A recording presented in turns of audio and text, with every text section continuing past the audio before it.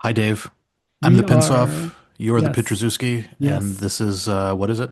It's EP the pod, Evolutionary Psychology, the podcast. Actual evolutionary psychology by. actual evolutionary psychologists. Enjoy.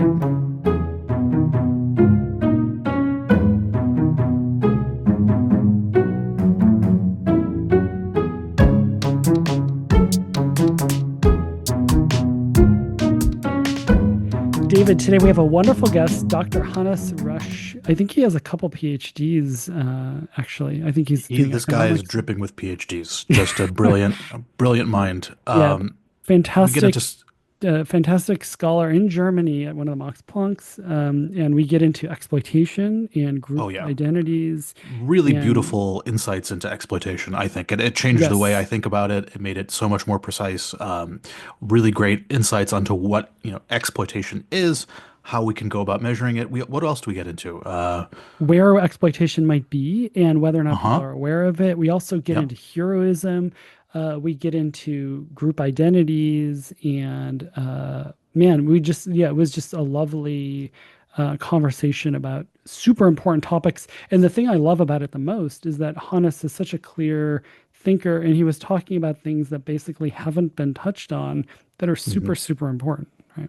Yeah, no, he takes seemingly airy abstract ideas like exploitation, tribalism, heroism, and he distills them into precision that is so crisp and mathematical and beautiful that it's a delight to Oh yeah, behold. we So also talked about people being groupie, like in as an yes, individual difference, which is I think super cool. The idea of somebody's like groupie, like they like being part of a group or intergroup dominance. Yeah, yes. Well, after listening to this episode, I think you will be a groupie for Evolutionary Psychology, the podcast. nailed it. Enjoy.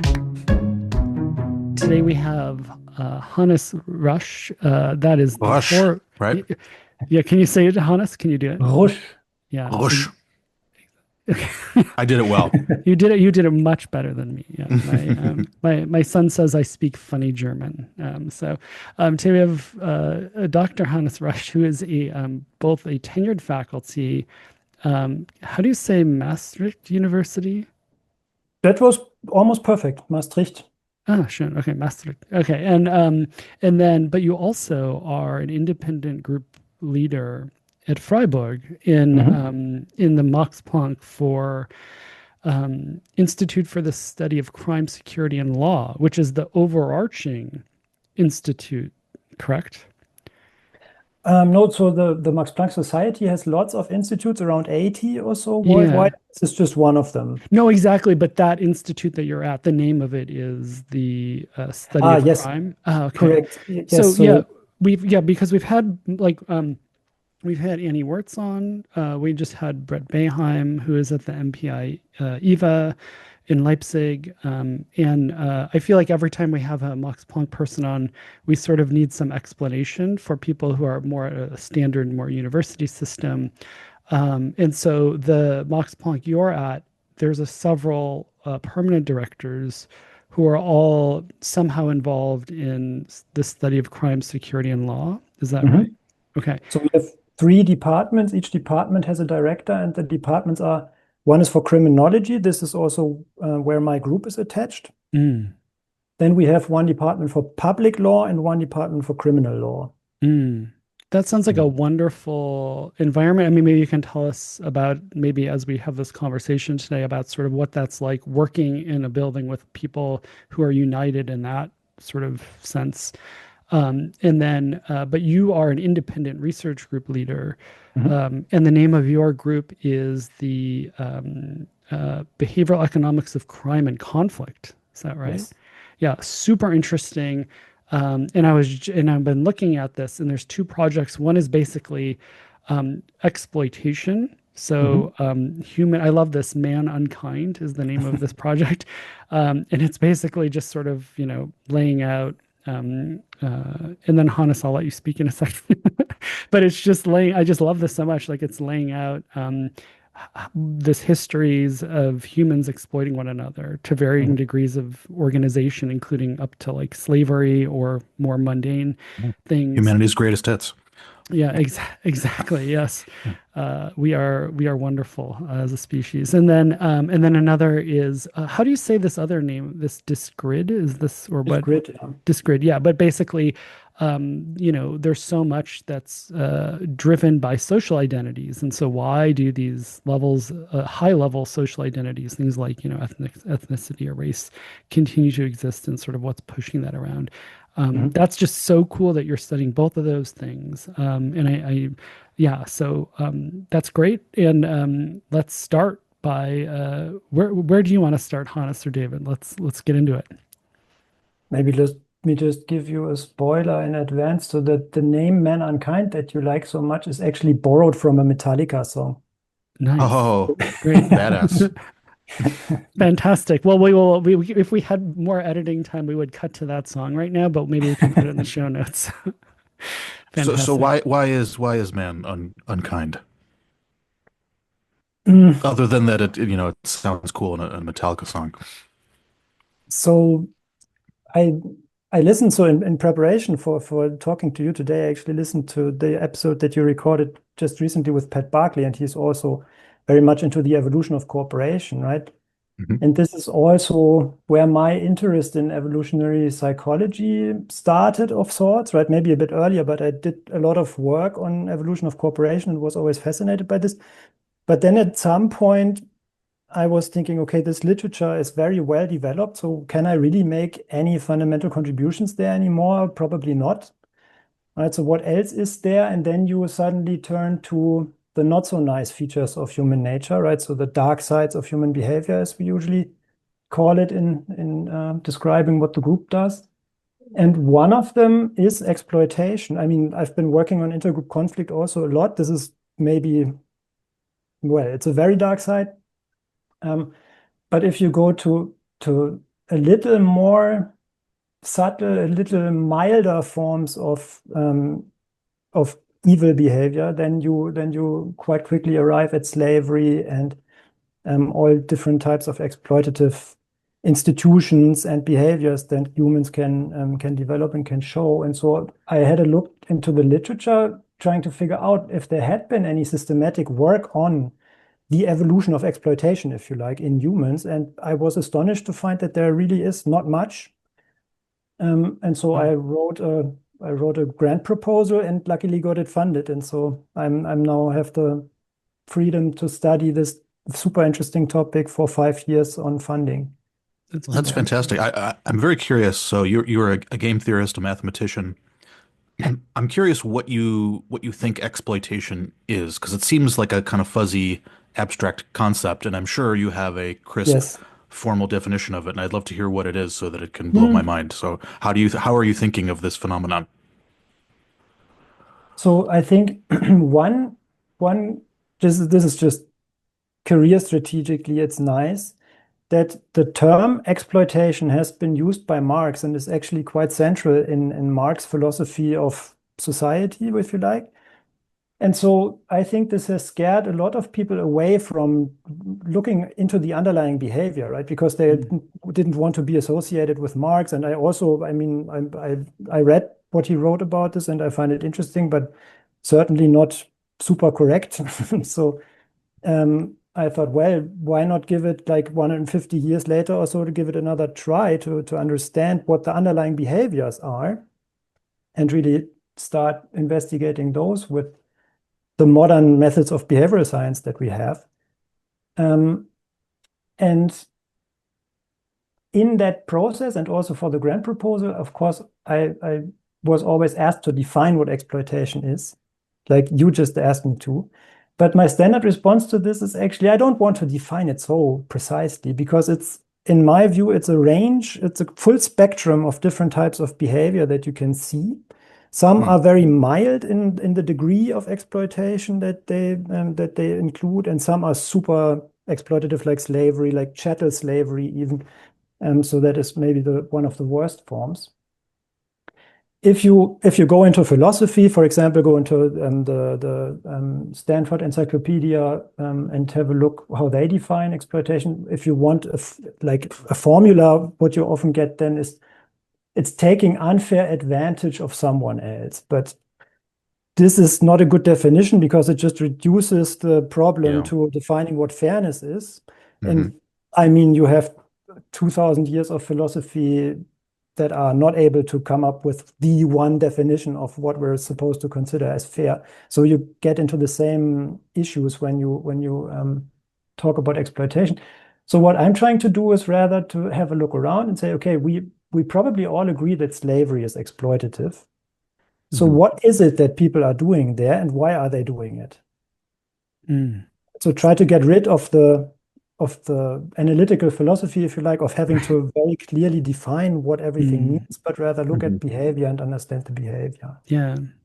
I like that. Yeah, it's taking a clear example of something and then just unpacking it in terms of, and Hannes, you can tell me or tell us sort of what your approach has been, because it sounds like this is, how new is this or how far along are you into this project? The project, oh, good question. It's running for almost 3 years now. Okay. So we All have right. 2 years left. Okay. Yeah. So you're kind of right in the middle of it. So how do you approach the study of that? So you mentioned how you, because it seems like a very large, overwhelming thing, especially if people haven't been studying it before. So can you tell us Mhm. a little bit about, you talked about how you approached the concept of it, but now how do you empirically investigate this, or what are you doing Yeah. with your students?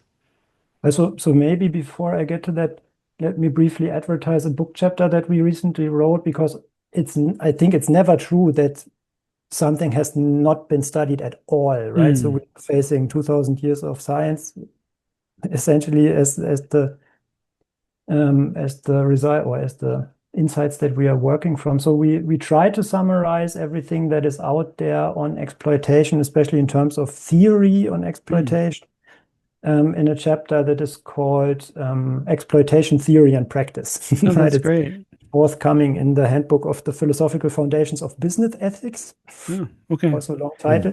Maybe we But it's can, also, we'll put that in the show notes or even a link to it if, yeah. yeah, it's also openly available from Crim Archive, I think, actually. Great. Okay, so that is where interested readers can, or interested listeners can read up on the knowledge that is already out there. But what we are doing is the project is built on three pillars, and one is just do clear microeconomic theory or do the game theory of exploitative relations between people and also so one on one on n on n kind of relations. That is the theory pillar. Then we have the experimental pillar where we try to design behavioral experiments like the standard economic experiments that you know that model situations in which one side can exploit the other. And then we see what people really do and how they perceive it, and maybe which type of people go which way. Mm, And then the third arm is the applied micro arm, as I call it, but you can also think of it as the archive data arm. So we are having a look around for essentially all available data sources out there that allow us to get an idea of historical forms of exploitation, but also contemporary forms of exploitation. And then we apply the methods of applied microeconomics, so causal inference statistics, trying to get at what has happened in these historical cases or several cases, if possible, of course.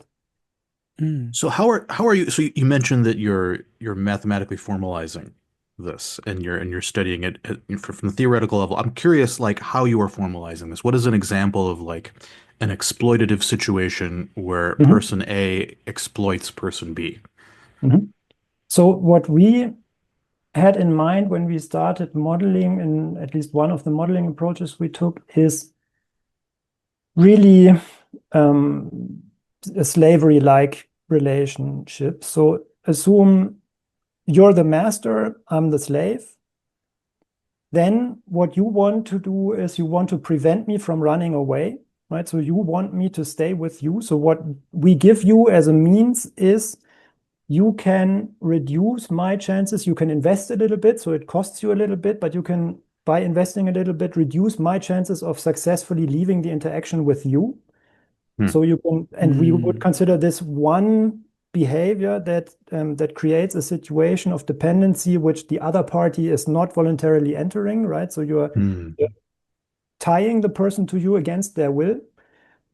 And then you can use this situation, for example, to well, a mild form of exploitation under these circumstances would be that you then lower the wage that you pay the person for their work. Right? The logic is simply, if you don't work for me, you have bad outside options, and I made your outside options bad, but yeah, I'm sorry for that. That was rational from my perspective. I did that, so now you work for me at a lower wage or under worse conditions. So exploitation, the way you're thinking of it, is when an actor pays a cost to constrain the outside options of the recipient in order that the actor can increase the benefits that they are reaping from the interaction and increasing the costs that the recipient incurs from the Yes, interaction. yes. So that's just one form how we operationalize it for one of the experiments or two of the design or paradigms that we are developing, but essentially that's it, yes. Interesting. Is there another paradigm that you have Well, with it? this one is we're working on developing the second one. This one is a bit too complicated to explain to people for online experiments, we realized. Right? So this is research. We try to make it as simple as possible, but still we are aiming to use this one for laboratory experiments and play it repeatedly with people so that they can really get a feeling for how this interaction structure works and can converge on the type of behavior that they really want to show, which might be difficult in a one-shot or strategy method type online experimental setting. And the other one that we're developing now is an even reduced version of this, where we make choices super easy to understand and the consequences super easy to understand and limit like the action space for both parties, but still try to maintain the exploitative aspect of what the principal, mainly we call him the principal, so the person in the stronger role, the master in the relationship, how they can. Well, it's interesting. I'm seeing an interesting parallel to abusive relationships. So, if I'm in an abusive relationship with someone, one tactic I might use to get them to stay with me is I might insult them, lower their self-esteem, perhaps deceptively, to make them think that their outside options are more constrained than they actually are, that no one other than me would actually be with them. Or if they, talk to anyone else or even, mildly flirt with anyone else, I might, inflict extreme either physical or psychological costs on them. So I'm both deterring them from pursuing outside options and deceiving them into thinking that they have outside options so that they'll stay with me and that I will reap a greater benefit from the relationship. And that they will incur a higher cost from being in that relationship than they would otherwise incur if they had an accurate understanding of their outside options or if they actually had viable outside options. And that would be, I guess, moving a little bit further along the continuum from extreme to mild. And I'm trying to think of other situations. I mean, you could even think of just, bad mouthing your social competitors as something that's, on the mild on the really mild end of the continuum, just spreading negative gossip about someone, say if you're competing with them for, a promotion or a job. That's a kind of way of reducing the outside options of other people. And it's doing it deceptively. It's not quite the same as, threatening violence to reduce the outside options, but it's a different way of reducing outside options via deception.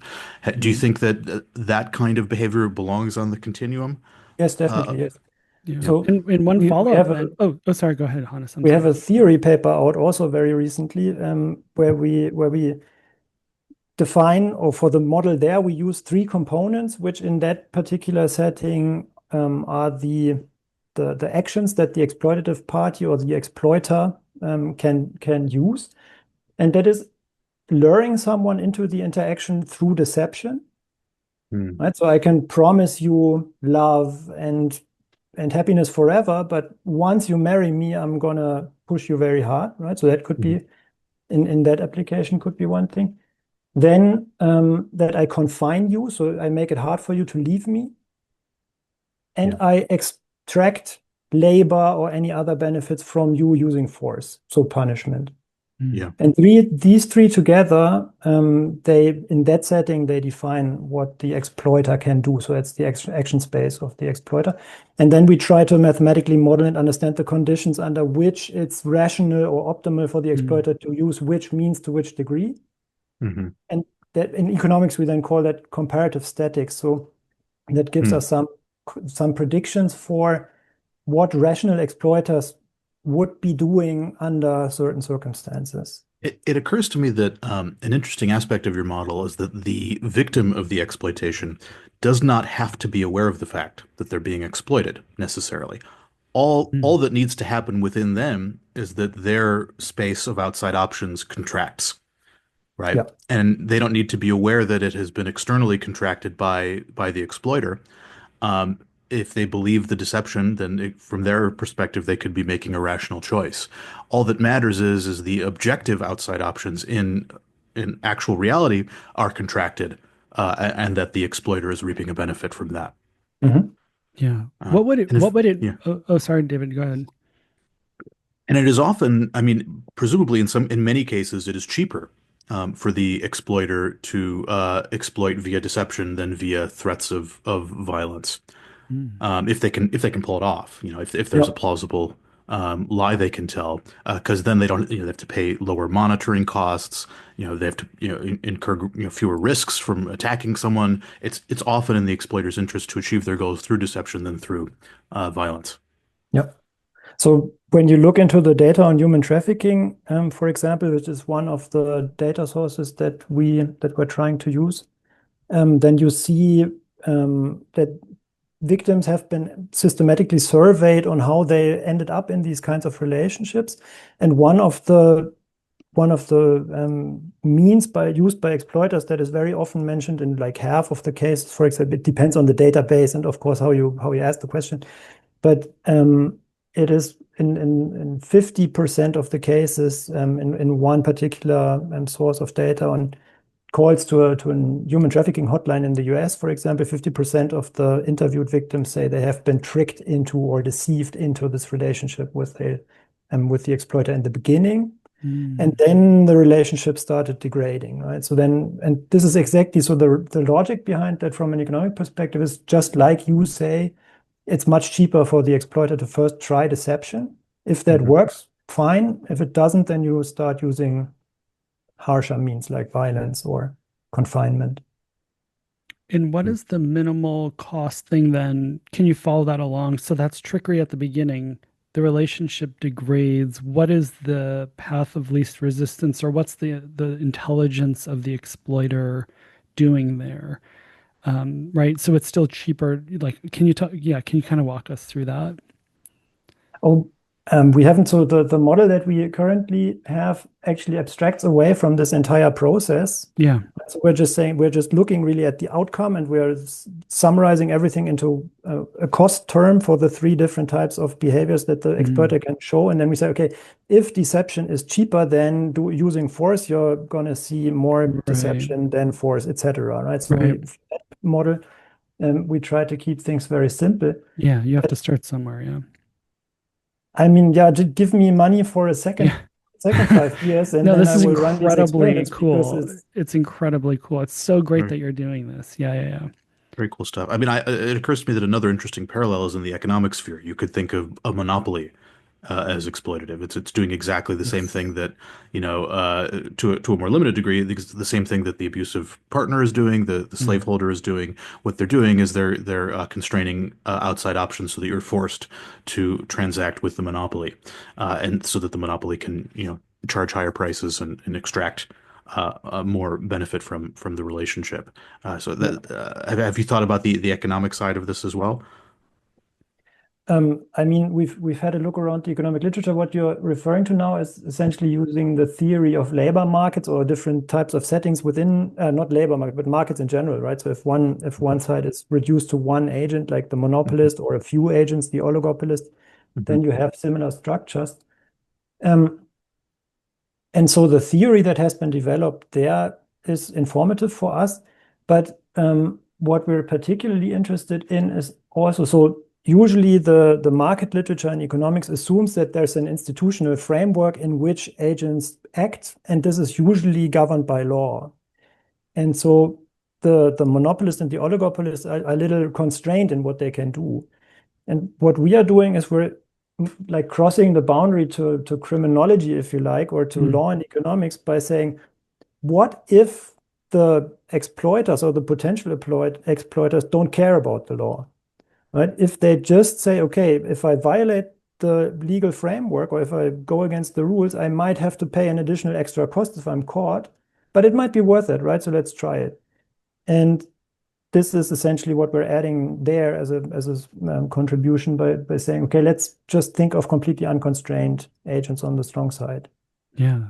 I love how what you did is you took an example of an important phenomenon, abstracted it away. And what David's doing right now, and I'm doing too, and I think a lot of listeners are, is then turning around and saying, given how you've abstracted it, where else in life do we see this?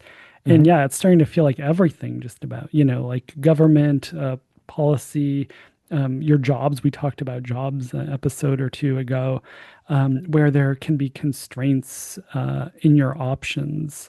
The detection of exploitation, what would that mean from the perspective of the exploited? Like, is there detection of exploitation when, for example, I realize that my options are being curtailed artificially, or like that's Mhm. also seems like a tricky thing. Mhm. Um, so we are working on this, right? We have ongoing projects that try to look into exactly this. But we started with a project which is close to be written up, where we simply surveyed people in the US, a representative sample, and asked them, have you ever been exploited in your professional career? Yes, no. And 70% of the people said yes. Mm. So then we asked them, okay, what exactly happened? Who was the person exploiting you, and what did the situation look like? And then we got qualitative responses from them, and we're still working on coding these in a systematic way. So you can think of it like it's an experience sampling kind Mm. of approach. But what we also asked them to do is, I don't know how familiar you are with this, but there's this situational interdependence scale and framework. So that's essentially the idea behind it is, let's try to come up with a framework that like captures all dimensions on which situations that we perceive can differ. Okay, so Mm.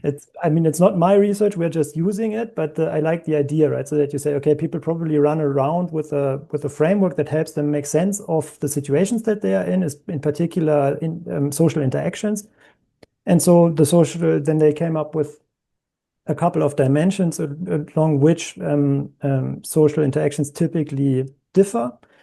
And we used it and asked people, okay, in this situation, for example, how high was the degree of future interdependence between yourself and the other person?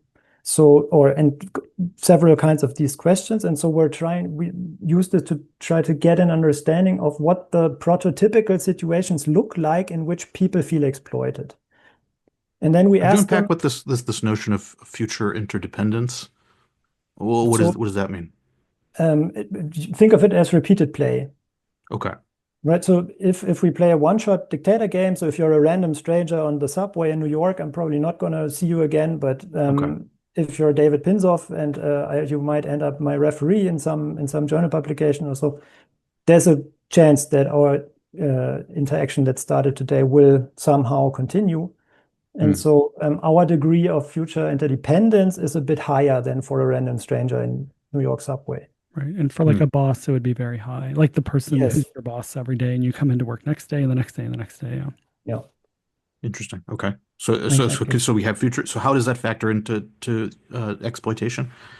So what we asked participants, so Yeah. we have a set of situations where people said, okay, I was exploited in this Mhm. situation, or I felt better, let's say I felt exploited in this situation. Um, and then we asked them, okay, what would need to happen how would the situation need to change in order for you to not feel exploited anymore? Mm. So they described a situation where the factors that made them feel exploited are removed, and then we asked them to rate this new situation again on this SIS on the scale. Mm. And then we can compare essentially what do people think how the situation would need to change in order for them to not feel exploited anymore. And then we took their responses. So a couple of the dimensions actually showed up as significant there.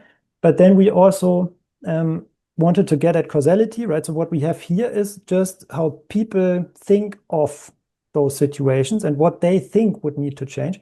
But then we, in a third study of that paper, we turned this into a third-party observer kind of situation, and we described or we developed simple scenarios where we said, okay, here's a boss, here's an employee. The boss did this to the employee.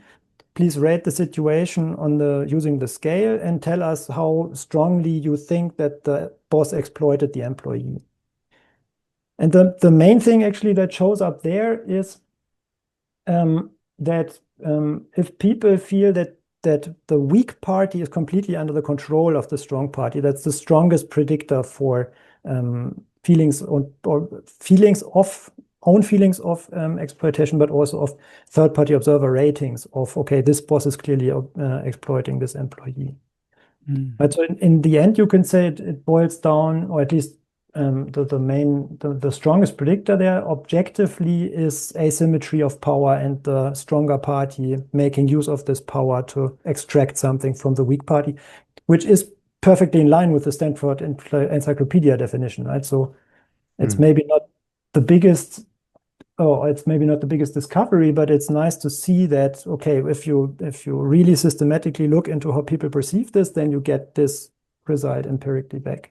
Yeah. But your way of thinking of it is a little more nuanced than that, and that the power asymmetry in part derives from the exploitation itself, right? So if I'm a monopolist and you have no Mm. other options but to buy from me, then and maybe I've done that because I've any competitor to mine I've sabotaged in some way.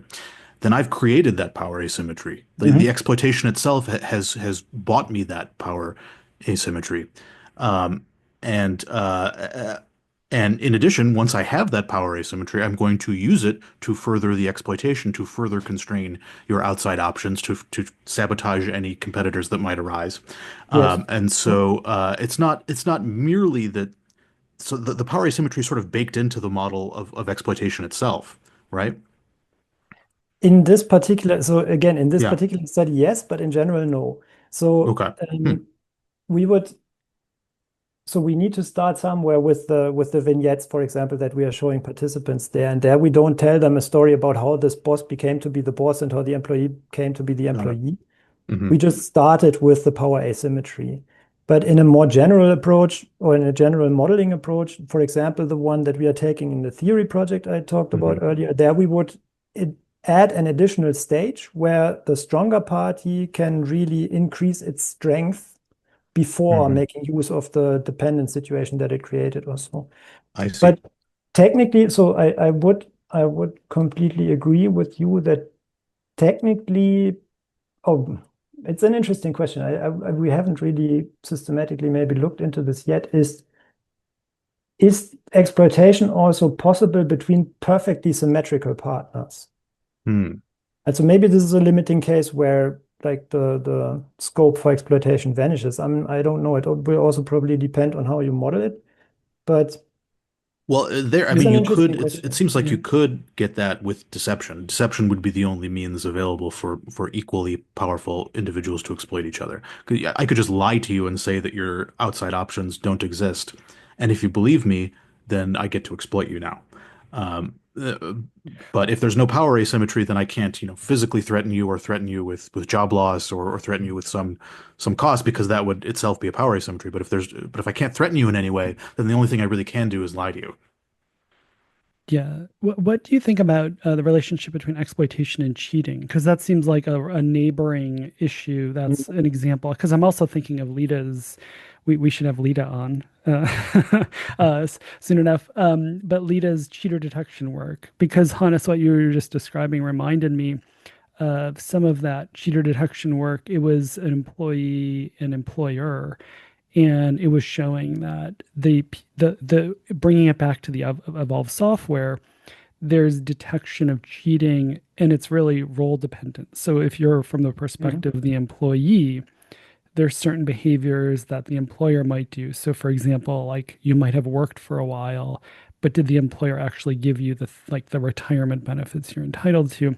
But if you're coming from the employer's perspective, it's a very different set of behaviors. Like, did the employee like do what they needed to do, and are they getting paid too much? And so um, so one question is, what's the relationship between, let me just start with, yeah, what's the relationship between cheating and exploitation? Is cheating an example of a equal relationship that involves exploitation? Or because like what's that deception? Is that, I mean, maybe it doesn't matter. Maybe that's like a definitional question, but what's your take on cheating? So when we think back to the theory project, cheating is definitely part of the picture, right? So deception can be one means to get people into a relationship with you, or maybe make them even work on promised conditions which turn out not to be true. But if you don't have any additional power asymmetry or means for the stronger side to limit the options of the weaker side, then you just have a market, Mm, like where a free market, where if I don't like the interaction with you, I could go to someone else and say, well, Dave lied to me, so I'm not going to go. Now I'm going to go to David and I see if see. he offers better conditions. I see. So there you would have different dynamics, right? Because Okay. Yeah. Yeah. Yeah, and So, then yeah, and then one just quick follow-up then is related to that, and this is again based on the cheater detection work, is that from an evolved psychological perspective, there should be quote unquote biases in these systems, right? So if I'm in the role of exploiting somebody, all else equal, my evolved psychology should take advantage of that, but not frame it as exploitation, right? I'm just doing what's in my interest and what's my family's interest. But if on the conversely, I should be very ultra vigilant for being put in the perspective of being exploited. And so that sort of bias or error management idea of, and you were mentioning that you're, telling people a third party perspective, which might be more objective. Have you started to look into or thought about those biases? yes, so that's ongoing work, but we also have one, or we have several projects actually trying to understand the justifications, maybe like overtly, but also maybe also just undercover, so to say, that exploiters might be using to explain to themselves and to others why they are taking unfair advantage of the weaker party, right? So, and why it's justified that they do this. Um, you will, in normal circumstances, you will hardly ever get people to say, to openly admit and say, well, yeah, I was the employer. This person was undereducated, so I gave them shitty conditions and they worked for me, so it's their own fault, right?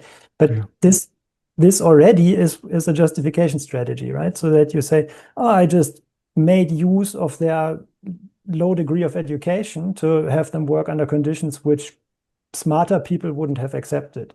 So it's their fault. Right. But the Mm, moral question there is, so the moral question there is it really their fault? Is this behavior by the employer okay? Is it not? I mean, mm, it's also what you see. Economists might, it's difficult to, well, I mean, I shouldn't be generalizing to all economists anyway. But you have this discussion, for example, in the context of the gender pay gap, right? So some people might say, yeah, if one group is just not good enough at bargaining for higher wages, it's their own fault. mm, Structurally, they might have the same power of leaving conditions they don't like and being in high demand if they're qualified on the labor market. If they mm, don't leverage the power they have, it's their own fault if we underpay them. mhm. I just put this on the table, right? So we could discuss about this forever. Well, that Um, this is an int and this brings me to this is an interesting distinction because on the one hand, so if I have actively constrained my partner's outside options and I'm using and because of that, that allows me to extract benefits from them, Mhm. then that's a clear case of exploitation. But what about in cases where I have not constrained the outside options at all, Mhm. the partner's outside options have already been constrained before I've even entered the picture. So let's say, there's a person that I'd like to hire and they have very few marketable skills. They can't really get a job anywhere else. Really, I'm the only person who'd be willing to hire them. And because, I've correctly seen that their outside options are low and that they can't really work anywhere else, and whatever I give them, they'd be lucky to get. I give them a low salary. Would in that condition, would that count as exploitation, even though I have not constrained them? You're asking me to like draw a clear line and say, okay, this is exploitative, this is not, but I won't do that, right? Yeah. Because Hmm. all I can tell you, it's a spectrum. Yeah. And where you draw exactly the line, this depends on your ethical views, on your political background, maybe, on your own experiences, whatever, right? On what the legislative framework that you're exposed to is actually saying. So this is also not what we are really interested in the project, Hmm. where exactly this definitional boundary is, because it varies across countries, it varies across political ideologies, it varies across time. So Hmm. maybe an interesting project might be to explain at some point, but this has probably been done under different labels, would be to look at, okay, what pushes the definitional boundary more to this side and more to this side, right? So but this is Yeah. going Right. into debate about, okay, inequality, the emergence of inequality, and all these kinds of things. So political science, I would suspect, has probably, as I say, under different labels maybe, but done a lot of research on this.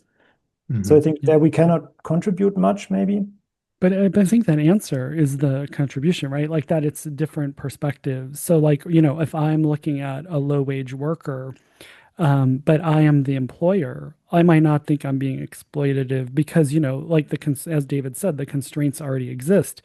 But then from an outside perspective, somebody who's really concerned about that person's welfare, they might just run the counterfactual of, well, if there were institutions that gave them outside options that I can easily imagine, then they wouldn't have to be in that difficult job.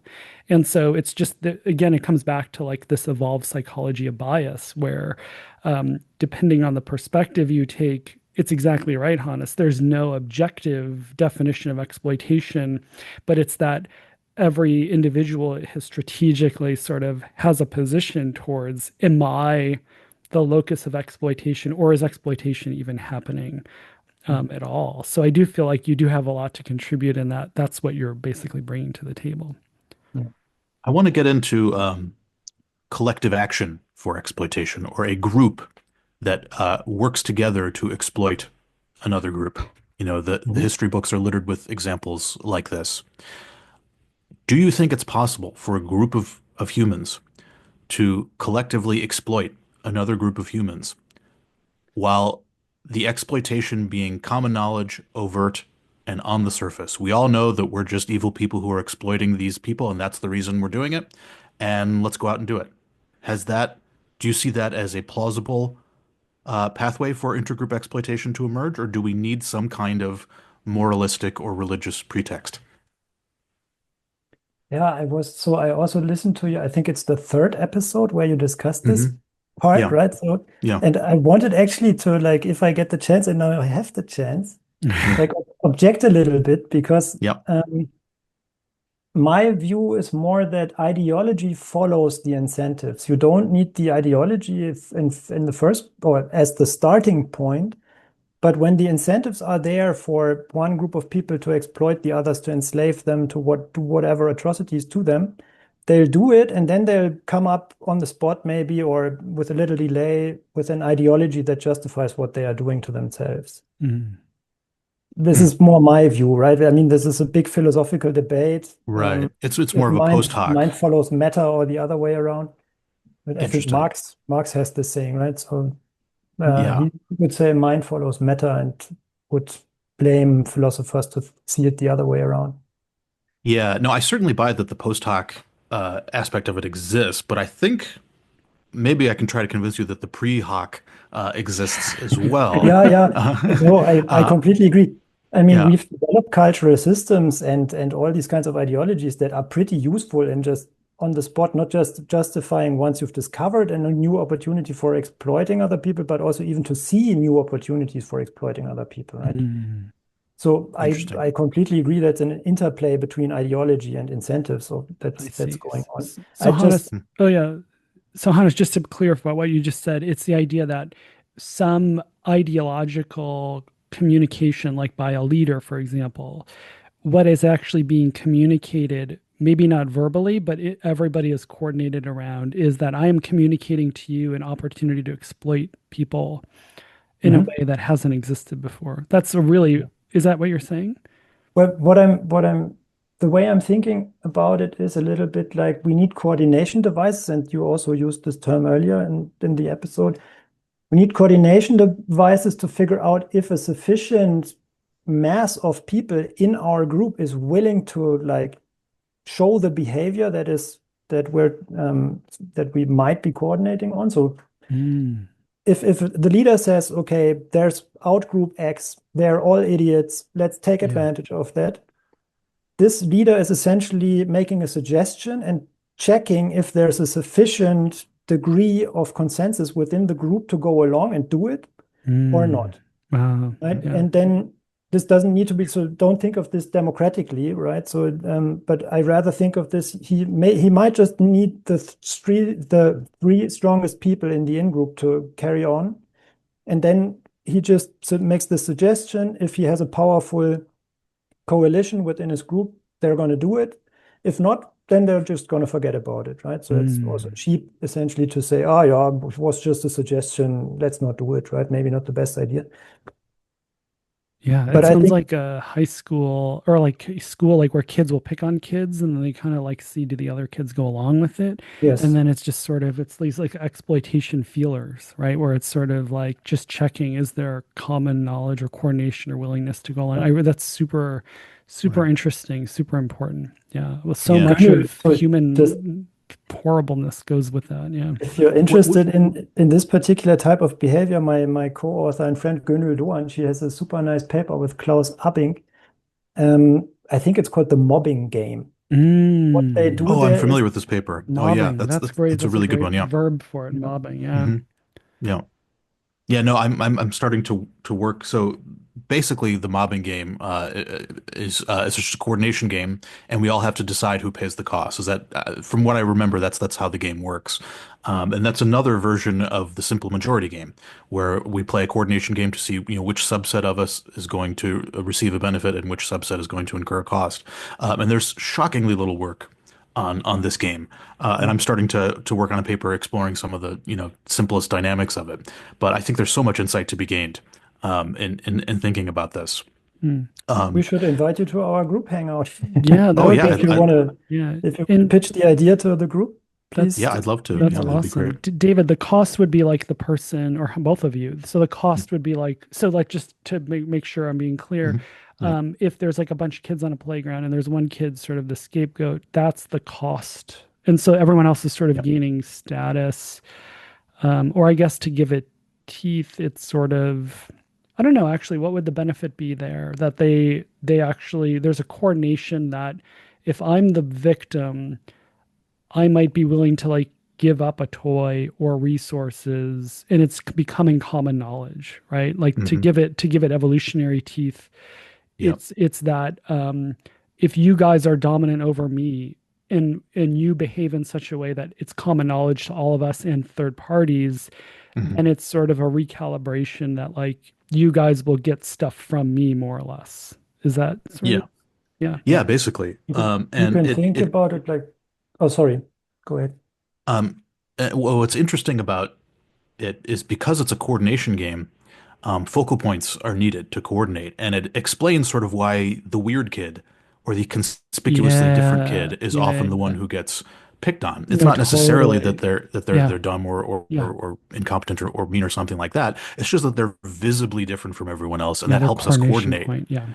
And so what your colleagues found in the mobbing game is that people rapidly converged on different ways of coordinating. And so they had one condition where there were like, some rich people and some conspicuously poor people. And what they found was that people didn't really care. Sometimes they'd gang up on the rich people, sometimes they'd gang up on the poor people. Mm, Well, it didn't really matter what the level of wealth was. It wasn't that we had like an animosity toward rich people or poor people. It was just they were conspicuously different, and that helped us coordinate, uh, which I think is really interesting. yeah. Um, Hannes, you were going to say something when I was Yeah, I asking a just question. Yeah.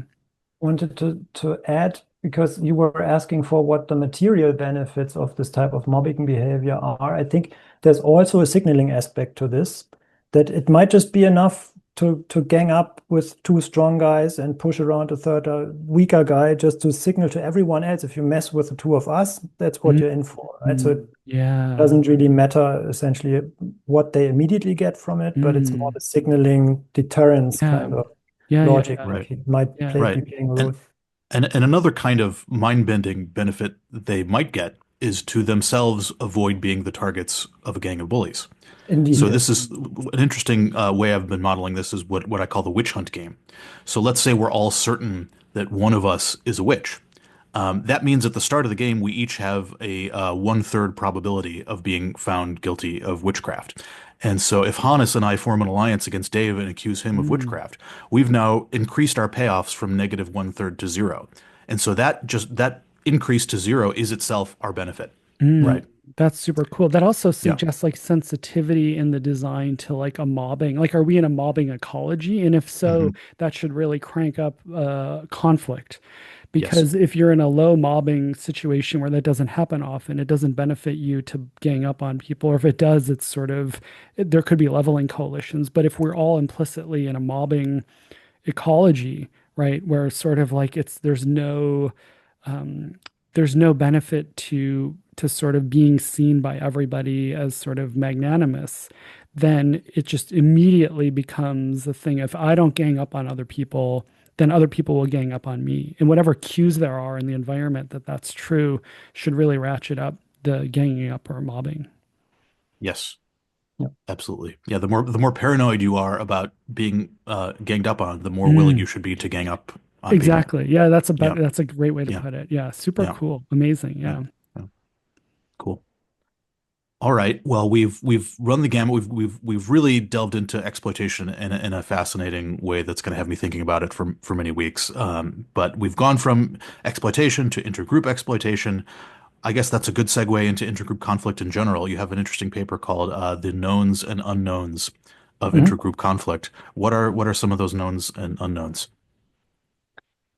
Ooh. It's a great Um, title, by the way. The knowns and unknowns. I have to this read this it. It's also like, borrowed from, I think, Don Rumsfeld or so. He oh yes, of Oh, course. right. The There's the known the known, yeah. there's the known unknowns and the unknown knowns. Like he had all four cells or something. Yes, exactly. Yeah. um, so there I need to like explain the background a little bit. So the paper is Mhm. written from the more from the angle of economics than from the angle of psychology. Okay. And in economics, a very central model that is being used in order to try to understand why conflict might emerge is the so-called bargaining model. The idea there is, let's say that there is a big pie. We can fight about the pie or we can bargain about the pie. If we fight about the pie, we waste time, we waste energy, and essentially you can think of that reducing the pie size. So Hmm. fighting in itself is most of the time very inefficient. It's destroying Hmm. opportunity options, or it's destroying energy and destroying resources. Hmm. And in a perfect world, you should always be able to a priori or ex ante negotiate about a split of the pie that prevents this destruction and makes everybody better off than they would be under conflict. Okay, so What even essentially, if there's uncertainty about, which side is more formidable? this is where the problems come in, right? So, but Yeah. let's start from the very Okay. simple setting where everybody knows how strong everybody is. The pie size is known, everything is known, Hmm. and also bargaining is perfectly transparent and so on, right? So ideal conditions. Then it is under these conditions, it's very frustrating to see why people end up in this irrational, inefficient type of behavior, which is fighting about the pie. Hmm. Okay, and then you have, so we're with the knowns now, right? So this is the model that economists often start from, political scientists also. And then they discovered lots of modifications that you can make to the simple story, which will then allow rational actors who really understand the complete logic of the situation still to end up in this trap of conflict. Mm. And one of them is exactly what you pointed to. One of them is, I might not know how strong you are, so I might not be willing, I might underestimate your strength. So I might not be willing in the bargaining process to give you a share which would actually be appropriate. You know this, so you know what kind of share you could essentially be acquiring if we fought. And so we won't reach an agreement in bargaining. So we have a bargaining failure, and this is going to cause us to fight. Right? So this is one thing that can happen. There's lots of different modifications to the setup that can explain why even rational people would end up, or rational actors groups would end up fighting. And so in the paper, I give a long or a little overview of mechanisms that have been studied theoretically and also empirically that might explain why bargaining can fail. And then I give a list essentially of questions which I think are worth thinking about more. One of them is how identity plays a role in here. And so this is mainly the view, this is actually like relating back to what we already discussed. This in this entire literature, the groups have mostly been taken as exogenous, as given, right? And their characteristics. And I know of no good model, for example. I know of one which is good, but it's not fully developed. So that there's good starting work at least. But where you have the situation where a leader would be saying, okay, let's define an outgroup, let's strategically define an outgroup and see if we can get a strong enough coalition to go into a fight with them, which is essentially worth it for us, right? So which under relatively neutral cost benefit calculations would be worth it. And what you have, a typical setting or a simple result that would come out there is, for example, rich minorities are at high risk, right? Because they are rich, so it really pays to fight against them. And at the same time, they cannot really defend themselves because they are small. Mm. Mhm. And so that's a simple situation where you would see this kind of emergence of conflict to like not exploit in this I would case. add, Really this is something I've been working on as well, trying to model this, but I would one more layer to this in addition to wealth and small numbers is social alienation. Because if the reason why the small group is more wealthy is because they're more productive, then there are potential benefits from associating with them and cooperating with them, interacting with them. They might share some of those Mm. resources with you voluntarily. or But if they're socially alienated such that you're never going to get a piece of those resources anyway, the only way you can is by ganging up on them, then in that case, that would be another ingredient that would instigate conflict. mm. But I would go one step. But I don't know what your idea of social alienation there is, but I would consider this maybe also as endogenous, right? So we could Hmm. alienate them because Yeah. we know that there's a lot to be gotten from them, and so this could also be part of the picture. Hmm. Right. Yeah, but even there, there might be some cases where it would be cheaper just to buddy up with them, and and form a collaborative partnership with them, where they, their benefits would, flow to you at least to some degree, and that might be cheaper Yes, than, violently ganging up on them. But but if if they there's don't want to no, share them, yeah. yeah, but if they're, but if that's difficult and the cheaper option of buddying up with them isn't available, then in that case you might favor the uh, darker option. This is very interesting because, like, one of the tropes of demagoguery is that there is a group that has stuff and they're bad actors. And that really sounds a lot like it's killing several birds with one stone because what it's doing is it's sort of articulating there's a numerical minority group that has stuff we want. So it's doing this like exploitation feeling out, but it's also sort of painting them as bad actors, which, if accepted by everybody, actually reduces their options, that numerical minority. So if I'm walking around telling Hannes that David is a terrible person and Hannes accepts this it's not only that we're not only sort of like ganging up on David, but we're also sort of reducing his social options in the sense that we're agreeing on a signal that other people will be like, oh, he's a pariah. And to the degree we have power, just then even if people would prefer to cooperate with David, but they know that you and I, Hannes, are going to gang up on David or punish people who cooperate with him, then they're not going to. And so I feel like a lot of quote unquote scapegoating or demagoguery is just beautifully capturing this deep structure of exploitation. Yeah. Mhm. Yeah. So can, There's a I way think you that can. that coordination can feed on itself. If we've all agreed to coordinate against the outgroup, it's kind of hard to break out of that. Mm, And as soon as a particular coordination equilibrium gets established, that becomes the path of least resistance for everybody. And so it could just be that the coordination itself takes on a life of its own, and that could be another factor in intergroup conflict. And that it's always been this way, and so it continues to be this way because anyone who departs from this way is going to face costs. Yes.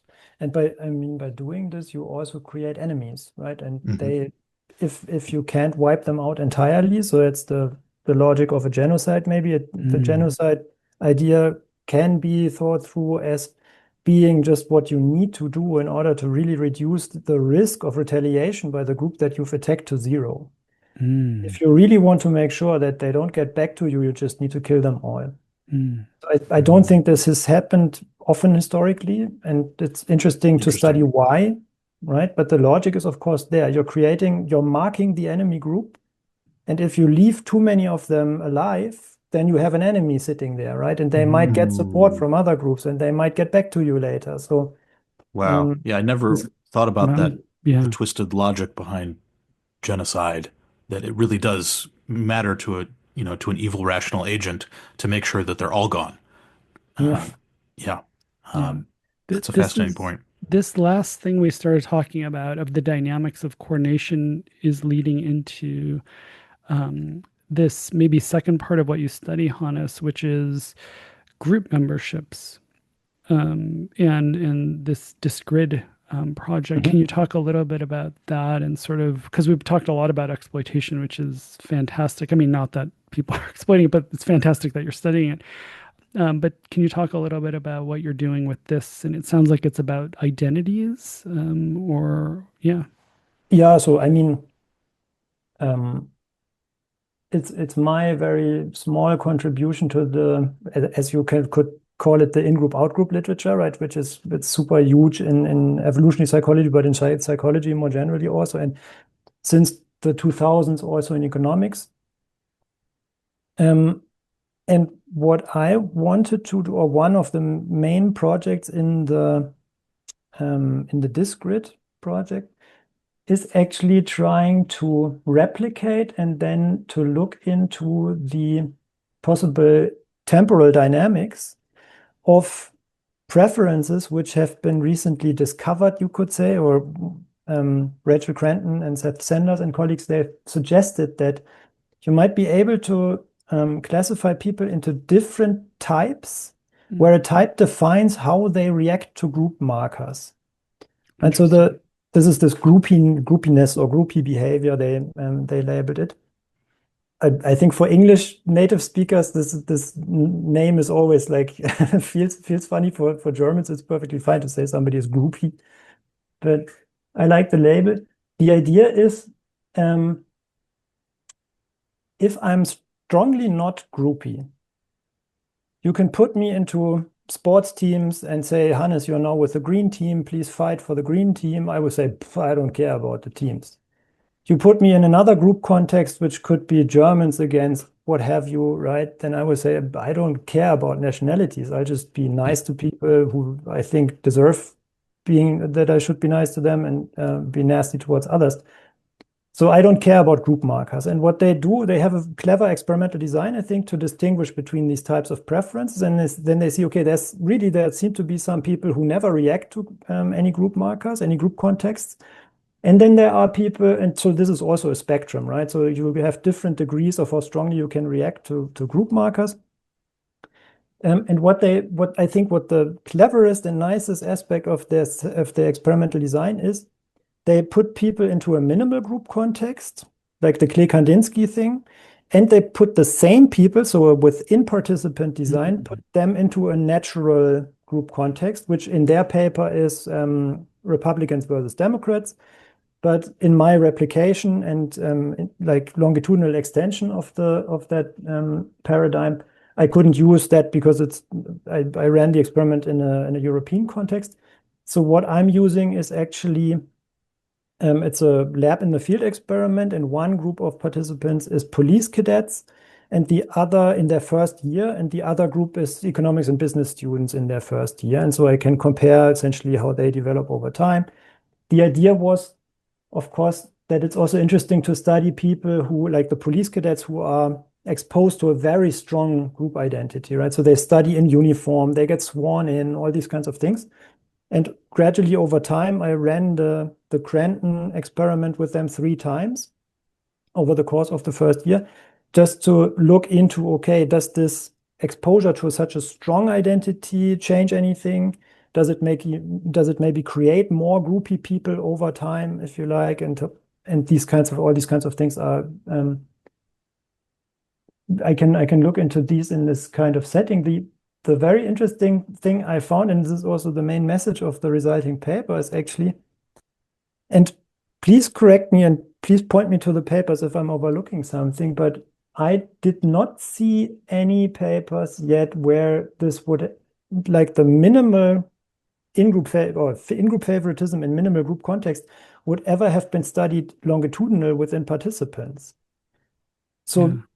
this was Incredible. just It's a huge literature. It's a huge omission. yeah, and Yeah. this was really just part of my experimental design. Amazing. And so for the natural group relations, there I used essentially you are part of students at one university, and you are matched for the experiment with students at a foreign university, which was actually true because they were run in 2 different countries. And what I see for both group contexts is that in-group favoritism is super unstable within persons. So it's not like I'm favoring my in-group today. In 6 months from now, this is relatively almost not predictive of whether I will be doing it again, right, at the second measurement. And at the third measurement, even less so. So I have like a 0.0 something correlation between wave 1 in-group favoritism and wave 3 in-group That's favoritism. fascinating. So you're just to clarify, you're talking about say so the minimal group paradigm is, I like Kandinsky paintings versus Klee paintings, and that is going to put me into the Klee group or the Kandinsky group, and it's totally arbitrary, and by virtue of being in the Klee group, I'm going to be nicer to the people in the Klee group than in the Kandinsky group. So what you're saying is, if you run that same minimal group paradigm where, first you put me in the Klee group and see how nice I am to the Klee people versus the Kandinsky people, and then a few months later, you run that study again and you put me into the Klee group versus the Kandinsky group. What you're saying is, if I'm really tribal about Klee the first time around, that is basically not going to predict how tribal I'm going to be toward Klee the next time around. Precisely, yes. Hmm. So I have a question about that, which is, so there's some work, it's not at all longitudinal in this sense, but it's like Rebecca Biegler developmentally, where, and if people don't know about this, it's worth looking at, but this sort of like blue eyes, brown eyes experiment that was done by a school teacher. And it was a situation where you take a arbitrary identity, but then in the classroom, it actually gets used as a basis, like by the children, right? Like to sort of like let the experiment run. Mhm. And so what Rebecca Biegler found was that to the extent that the arbitrary markers organize social interaction and access to desired things like, turns or resources, the kids would sort of go along with it. So that's not super longitudinal, but in a sense, that's sort of the closest thing. So that's amazing, Hannes, that you're doing that. One question then for you is the lack of a correlation, does that is that because there's no sense in which the arbitrary groups matter, such that, for example, like let's say in the classroom example, if the structure of the world actually tracks the arbitrariness. So let's just say like, we're the yellows and the blues, and we're all of a sudden in a classroom and there's actually some social teeth to the yellows and blues and it starts to be enforced. Would in that context, do you think individual differences start to be stable, or we don't know that? We don't know. My best guess would be so the group relations that I'm using, these group contexts are, like you say, pretty much meaningless. Yeah. Except for the And police thing. I mean, I guess that's a sense in which it's not. I mean, yeah, it's not like as strong but as sort of like a very overarching, you know. Yeah. But sorry, go ahead. Yeah. they at least they are not that relevant Yeah. to how people make these social decisions in these like dictator games and stuff. And it's also easy for you to realize, okay, they are telling me I'm matched with someone who is, I don't know, studying at another university, but why should I treat them any better or worse? Right? But if you use a group context, so I haven't done this, but there's at least some data out there which might be used to look into this. Yeah, and a friend of mine, Robert Böhm, also co-author, we've written lots of Mm, papers together. He yeah, we also should has have. a lab in the field where he does this around an election in Austria. Mm, Um, and I think when you use these kinds of group markers, which have a stable meaning outside the lab, and then repeat the games, then behavior within participants will be much more stable. mm, But I think it will not be like, well, this is pure speculation, right? I think, well, give me another grant and I will study this. yeah. Um, the I would be super interested in understanding whether, okay, there's different types of people with different degrees of groupiness. If you put some of them into the stable intergroup like hostility kind of setting, they will pick it up and they will start discriminating and do so stably, while other people would still say no, right? So I don't care about your group context, leave me alone. Um, so yeah, so I would be really interested in like independently determining people's level of groupiness and then put them into this kind of stable Mm, political or what have you yeah. context and have them and look at their behavior there. Yeah. But Hmm. yeah, it's all future future Yeah. work. That's super cool. Yeah. I Did mean, you so did you look longitudinally at the non-minimal groups as well? So like if people were, tribalist about their Yeah. university or their political party, they would also be tribal about it the next time around. And did you find the Yes. same So same this is result or different actually result?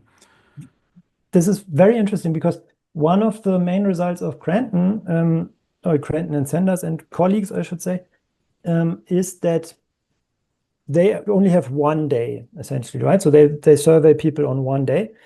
And when you do this, then their behavior, their in-group favoritism in the minimal context is correlated to their in-group favoritism in the natural context. So mm. they're This in a is the groupie main mood insight, that right? day. This is also, and yeah, so I replicate Yeah. this pattern, right? So in my data, in every wave, there's a correlation between the contexts, Mm-hmm. but it's different people doing the in-group favoritism on different days. Mm. Mm. So It's it's a like a groupie mood. validation. Yeah, it's like coalitional. Let me propose a Okay, term, sorry. coalitional. No, not even, but like Are you groupie in a in coalitional mood general. today, Dave? How are you Coalitional. feeling? Yeah, no, exactly. No, I that's would really nice I would that call it a it validates it's sort of like a sanity check, like that the minimal group is sort of tapping the software setting that day of the coalitional system.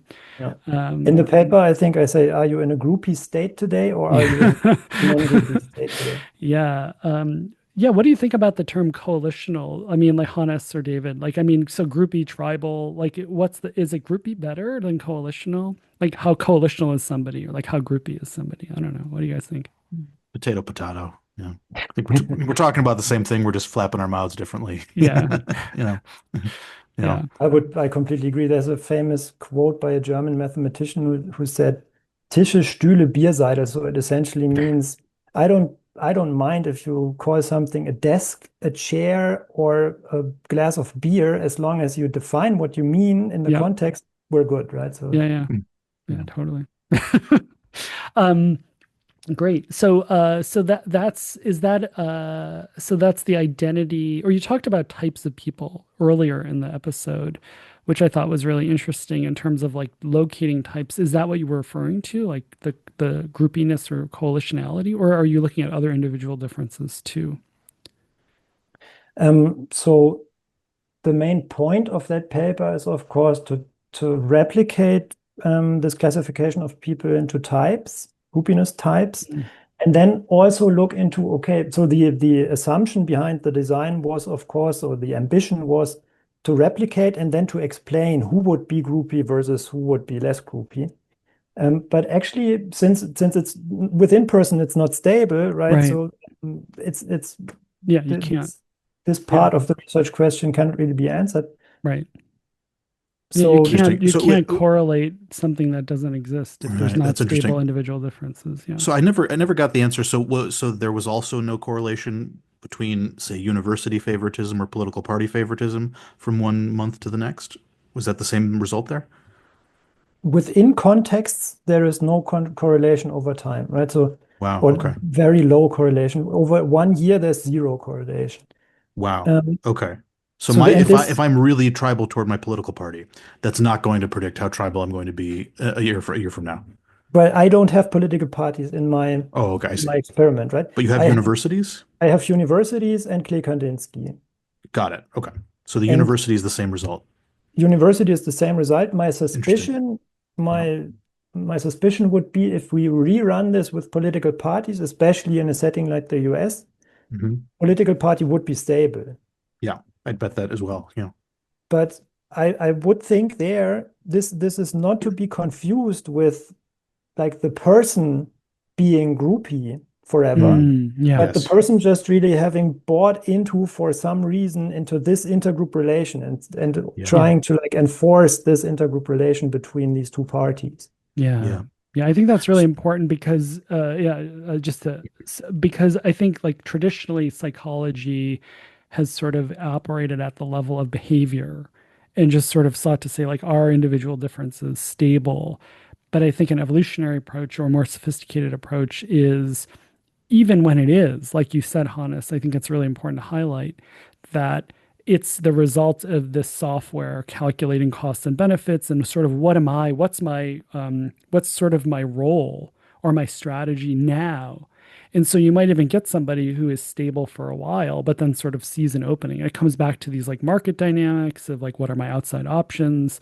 And so you might have a very stable politician who's really, really dedicated to their party. And as David has sort of pointed out, ideology comes second, or even Hannes, as you said it. And so, but then when there's an opening for more status or resource competition comes up, then immediately could just turn on a dime. And there's no inconsistency from the perspective of the underlying software because it's really looking for social strategic options. I think that's a really important thing to highlight. That you just did nicely, and I just want to emphasize, Hannes. Yeah. I Yeah. completely agree. Yes.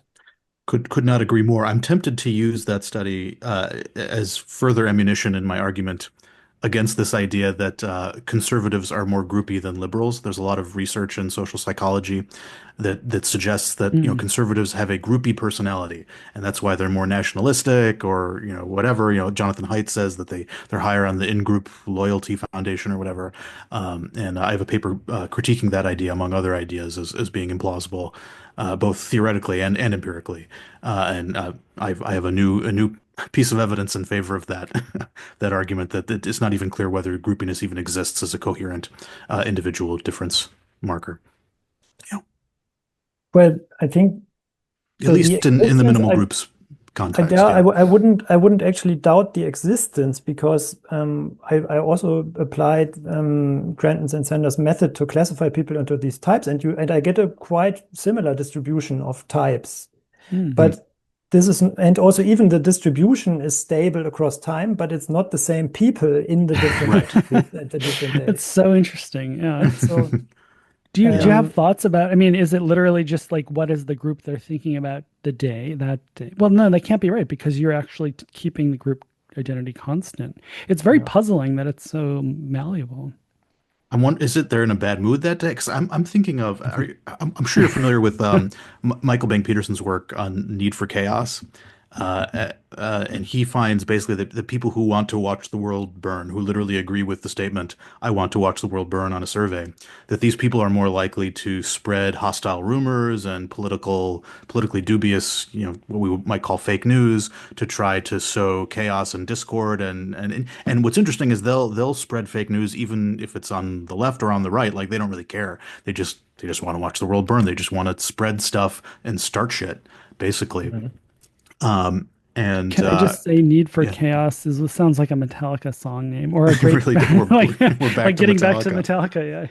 Yeah, exactly. And he finds fascinatingly enough that these people tend to be pretty, low status loner people who you might expect to benefit from an overturning of the social order. There's that great quote from Game of Thrones, chaos is a ladder. Well, if you're at the bottom of the ladder, it might be in your interest to sow chaos because if the social order is an upheaval, that might be an opportunity for you to rise in status, or at least you have barely anything to lose, so you might as well try to roll the dice on how society is arranged. And so maybe it's just fluctuations and like personal. Maybe I got insulted that day and I'm feeling a little insecure about my social status, so I'm going to be extra groupie that day. But another day I got promotion, I got complimented, so I'm not going to be so groupie. I don't know. Is Mm, there any plausibility to that, or am I out of my mind? This is essentially the discussion section of the paper, right? So we need Yeah. to study this. I have Yeah. no good idea of when people enter the groupie state and when they don't. Hmm. yeah. So this just needs to be studied empirically more. Yeah, it might Yeah. also be like just coming back to exploitation too. Like some days I feel like I'm exploited by the group identities I am a member of, and some days I don't, and that just is sort of a fluctuation too, and that might have something to do with it. But yeah.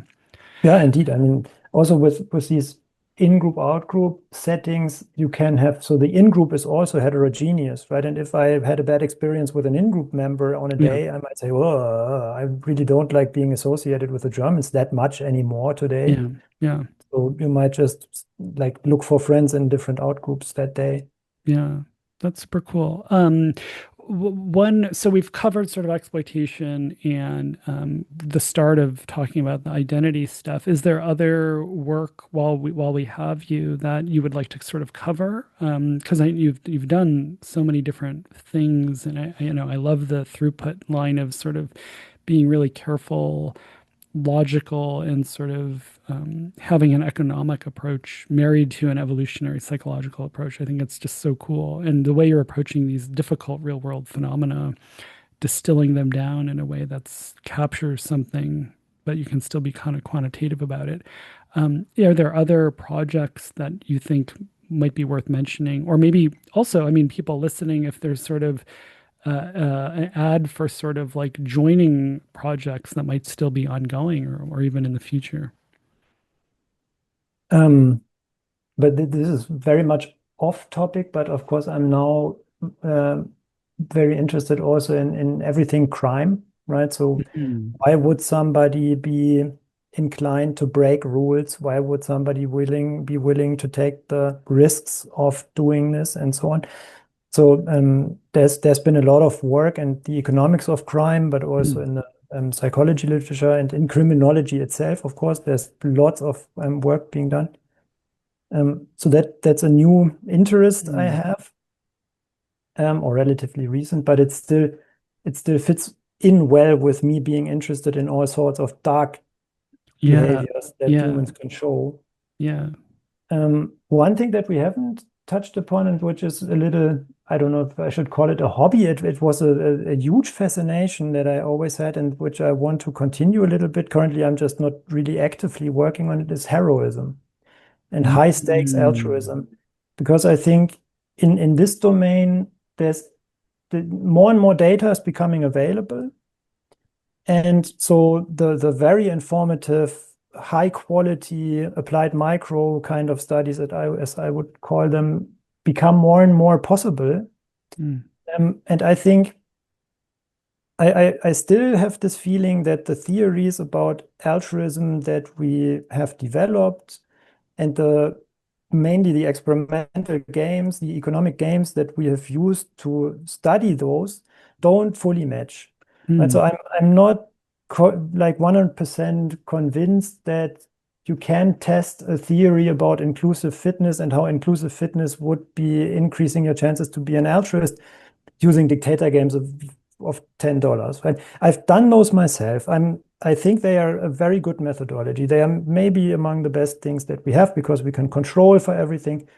Very nice, but they still leave open this possibility that for high stakes things might be somehow different. right. Hmm.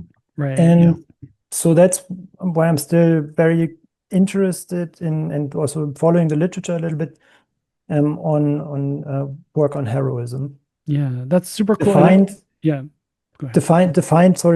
defined as really like high stakes altruistic behavior in natural contexts.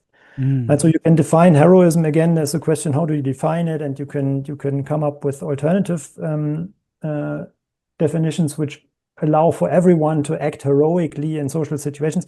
This is not what I mean. Essentially, what I mean is really you're the guy who runs into the burning building to rescue the kid, or you're the Hmm. soldier who like throws himself on the grenade to protect his comrades. These kinds of naturally occurring high stakes altruistic behaviors. yeah. And It's interesting all, you yeah. call them high stakes. That Mm. evokes kind of a gambling context. I mean, are you formalizing this as like kind of a risky altruistic act where like the payoffs could be huge, but also the cost could be huge too, and you're just taking a huge gamble either way. Is that how you're thinking of it? Yes. So Okay, I think the costs are the main aspect. Yeah, the costs are got it. super high.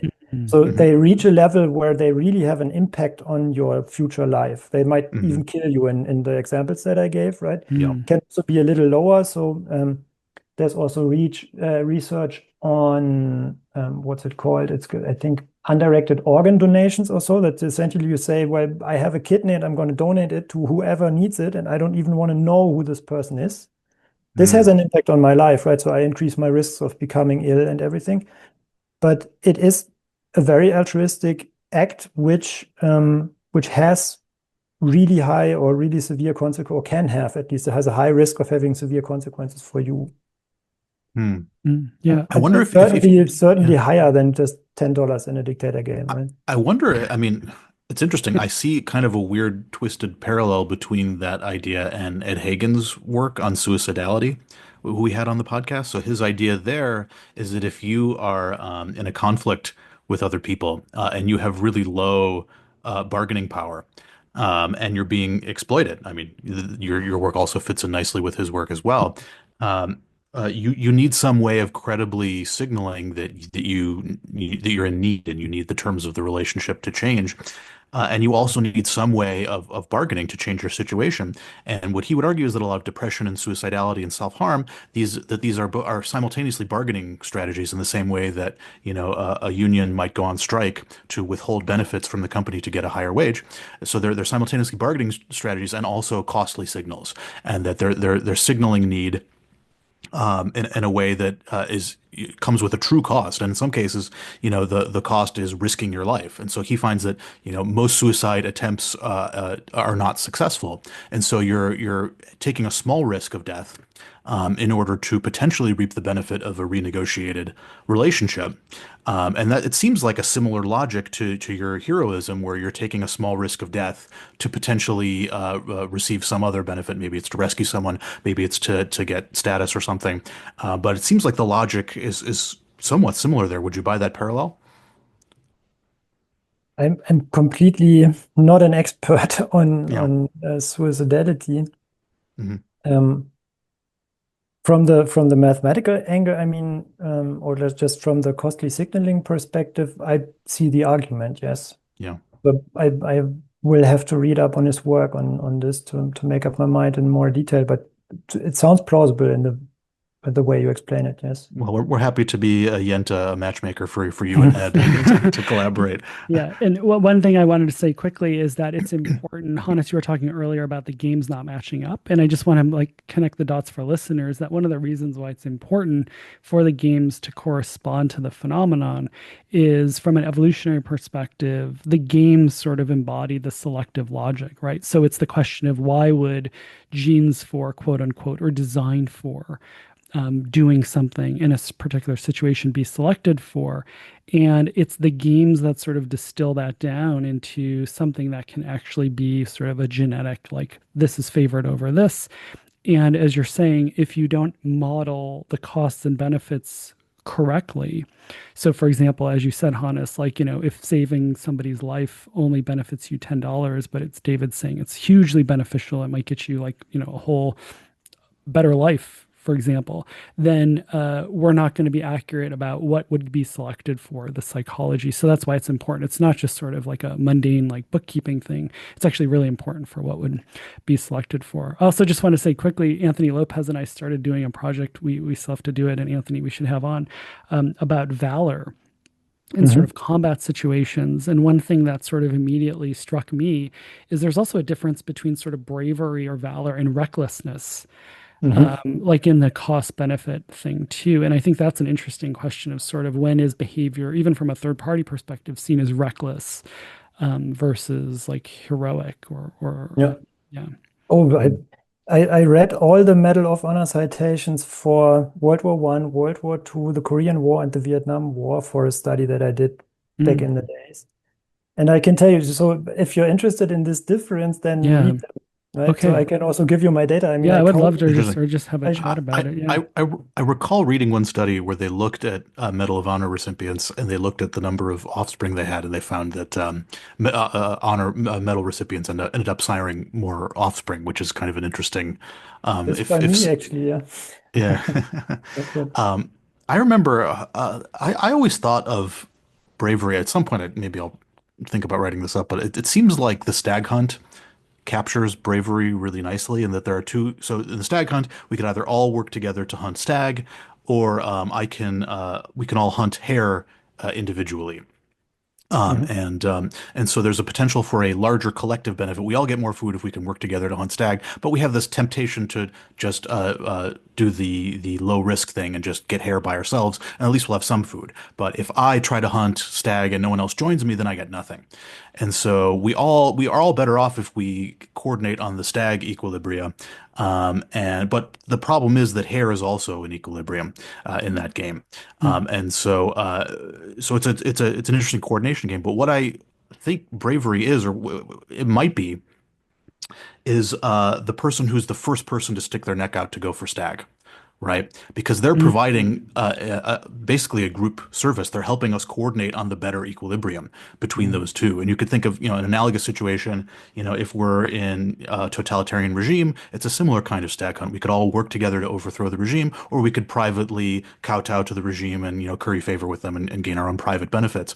And what a brave person is they're a person who takes a stand against the regime and tries to shift the equilibrium toward the more group beneficial one. And the reason why we hold brave people to such high esteem is because they're doing a kind of public good. They're doing a service for the group to help us converge on the more group beneficial equilibrium. Mhm. Anyway, that's just at some point I had that idea yeah. about that it might be cool to formalize bravery in those terms. Do you buy that, or is there something to that? But so again, sounds at first, hearing it first, very plausible. But I've just anecdotally, I have some um, information for you on this one because I talked to a psychologist who was actually working for the Dutch military, I think, at that point, neuroscientist slash psychologist. Hmm.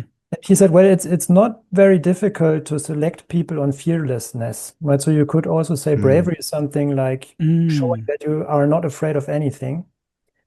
And he said, essentially, we could like recruit only fearless people into the military, but we don't do this Oh, wow. Hmm. because being afraid Yeah. is very important in war, Yeah. right? Hmm. So that you don't risk your life for the most like minuscule goal, right? Just to show Right. off. Yeah. Right. But That's you really reckless. want Yeah. soldiers to be able to calculate risks and benefits and only go for it if the calculation is right and like Yeah. don't over perceive small benefits and all these kinds of things. Um, so Yeah, that's Yeah. recklessness, right? Like that's Yeah. actually, I mean, that was part of the analysis for Anthony and I was sort of that, or for me, like that recklessness. Yeah, you only have so much life. You're not a cat. Yeah, it's No. interesting. I have the So for me, intuition that a brave person is not someone who's fearless, but someone who is afraid but does it anyway, right? Does the brave thing despite their fear, yeah, you know? But maybe I yes, think, but yeah, but I Yeah. think, David, that's really important because I Yeah. also think it's sort of there's also a perspective shift in bravery or in valor, which is that it's actually not about the person doing it, but it's actually a third party holding up a behavior of somebody did and say, do more of this.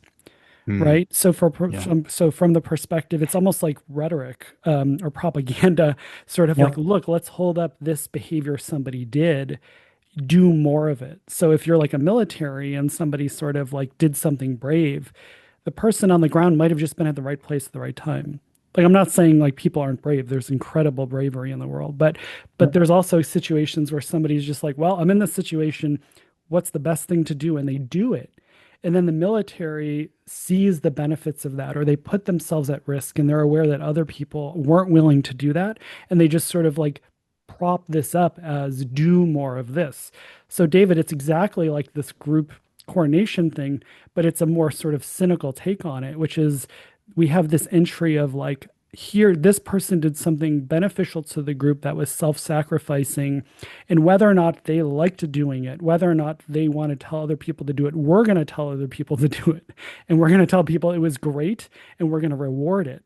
Right. So it's like the Hmm. same similar thing of like, if you do this too, we're going to reward it too. So it's like rhetoric for sacrificing for the group. Hmm. I can really only recommend systematically reading these Medal of Honor citations because you have the full spectrum of what has been awarded a Mm, medal for bravery there. And there are some cases where you would immediately say, okay, this is like the super brave. This is the typical scenario that you think of where somebody runs in like Hollywood. into enemy front lines just Yeah. to rescue the injured comrade and takes him back safe, or maybe even dies doing this. Hmm. But there are also other cases, this is from World War II, where I don't know the exact situation anymore, but the setup was essentially I'm an injured American soldier. I cannot move anymore. My squad, my group wants to retreat because the Germans are coming. I tell them, well, you leave me behind here. I'm gonna take this machine gun and like hold them back as long as I can.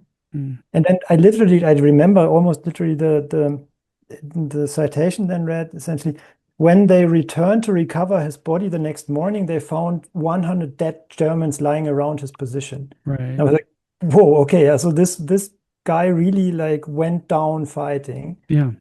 He got the medal posthumously for this, just like you would suggest, I think, for other people to see, here's how you're supposed to die if you die. Right. So Yeah. if you have to die, do it this way and don't just kill yourself or don't just give up. I mean, he Hmm. could have easily just taken his own life, right? So he could have been super afraid. There's a battalion of Germans coming and he just anticipates that he has to die. So he wants to do it in a humane way. No, but he just Yeah. took the machine gun and held them off as long as possible. Yeah. Can I just So, say too, just as you bring that up, and Hannes, you and I kind of laughed about this, is that one thing I love about science and people and just groups that's worth saying is like, my son was born in Berlin. I'm an American. We're Germans and Americans here.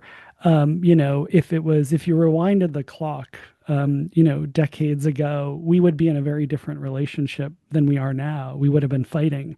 And I think just one thing that's horrible about people is that we do that. But then also what's wonderful about people is that we group boundaries change or relationships change. And I just love the fact that, Hannes, you and I reflected on like, our ancestors were on different sides, but we have a lovely relationship. And, my son was born in Berlin. And I just love that group boundaries and relationships can change very, very strongly, relatively quickly. And that's like a nice lesson, um, you know, for example, German and American. I, I I do tend to see the picture a bit more complex even and would be thinking, well, even if we had lived during those times, we might have been very constructively peer reviewing each other's Yeah, academic papers Yeah. worthwhile if you had Yeah. pushed us onto the battlefield. Essentially, Yeah. we would have shot at each other, right? Yeah. Yeah. Who was it? It wasn't one of the ethologists. Conrad, it wasn't Conrad Lorenz. It was, maybe it was. He wrote one of the excellent things in a Russian gulag, like with bird beaks. It was incredible things. So yeah, just interesting real life sort of consequences. But yeah, no, I that's an interesting point, Hannes. That's right. That even in that situation, we might have had a sort of a multifaceted relationship with the groups. Yeah. Yeah. And for me, like returning a little bit to what we discussed about the stability of in-group favoritism, of course, this is overstretching this one particular empirical result that I have there. But I tend to be inspired by it to think, well, if one day the incentives force us to shoot at each other, that doesn't mean that it creates such a hatred and hostility between Mm, us that the next day we wouldn't be able to discuss academic stuff again, right? right. Um, Yeah, I think Hmm. that's a flip side. I think people have, especially people who haven't been through conflict, have this idea that it's sort of a monster, like it's monsters who do these things. And I think when you hear people talk, they're always shocked that somebody who is like, especially like in a genocide or a civil war, somebody who picked up a gun and shot at people, a decade or 2 decades later is just a normal person and might even be interacting with the people um, that they were trying to kill. And I yeah, think it's sort of an ambivalent thing because on the one hand, it's sort of like, well, anybody could do this, but it's exactly right, Hannes. On the flip side, though, is that it makes it so it's not inevitable, right? yeah. Mm, Yeah. So I think in the paper at some point I write, it shows us that in-group favoritism is malleable for better or for worse. And so really nicely put. Um, you can make people enemies, but you can also repair that again, hopefully. yeah. So I guess maybe a lesson is be very careful about the people who are telling you who your enemies are. Yeah, that of course. This is just the evil leader holding up the coordination sign and saying, let's Yeah, just gang up on those people. Don't trust those people. Yeah. exactly. Yeah, I mean, bringing it full circle, I mean that is itself a kind of exploitation, as the way we defined it, where the leader is trying to demonize all the outside options to their leadership, and in so doing is better able to exploit their followers. Yeah. Um, Yeah. Sleight of hand sometimes, right? Because there's also, as we talked about at the beginning too, it's also if you are being exploited, it's really not in the exploiter's interest to tell you that. And maybe that's even in their interest to sort of like scapegoat another group, right? So if I'm exploiting David, boy, it's in my interest to tell David that it's really Hannes who's doing this to you. And it comes back to this, it's cheaper to sort of fool somebody than like imprison them, right? Or like, or fight them. yeah, So if I can sort of deceive David about why he's being exploited or who's doing it, even if David has the time or energy or strength to fight, if I can convince him about the wrong villain, then I don't incur any of the cost. And so that should be yeah. especially important design too. Yeah. Yeah, it's Yeah. interesting. I mean, there have been lots of, false flag operations throughout history where a regime will stage an attack in order to galvanize opposition to a group, and Mm, it harkens back to exactly this logic. It's often even cheaper to stage an elaborate false flag than it is to actually coercively force someone to do your bidding. Even when the deception is very costly, it's still often cheaper. mm. Yeah. Hannes, we always ask, is there anything that we should have asked you? Um, I mean, you're the hosts, right? So By definition, yeah, yeah, it's the. Um, I mean, can you talk a little bit about how did you come across evolutionary stuff? lucky coincidence. So I had a very, very, very inspiring professor in philosophy, Hmm. and Gerhard Vollmer is his name. And he is well known in the German landscape, philosophy landscape, for bringing evolutionary ideas into epistemology. So he wrote a book called Evolutionary Epistemology. and he was someone who trained me right from the beginning of my studies, actually, to see every type of human behavior through evolutionary angles, and maybe a bit too much so. Right? Um, but this is where I got in contact first with that, and I just was like primed by it and never stopped thinking this way, with a little grain of salt, because the more I'm into economics now, so I switched fields around, I don't know, after my first PhD. And in economics, evolutionary thinking is relatively underdeveloped. It was a thing in the 70s, 80s, 90s, and there's some really good work still being done, and also from back in the days.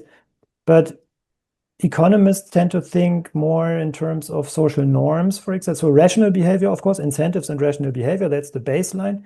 But then also social norms and how people like came up with institutions that then govern how they should be doing things. And part of those are social norms.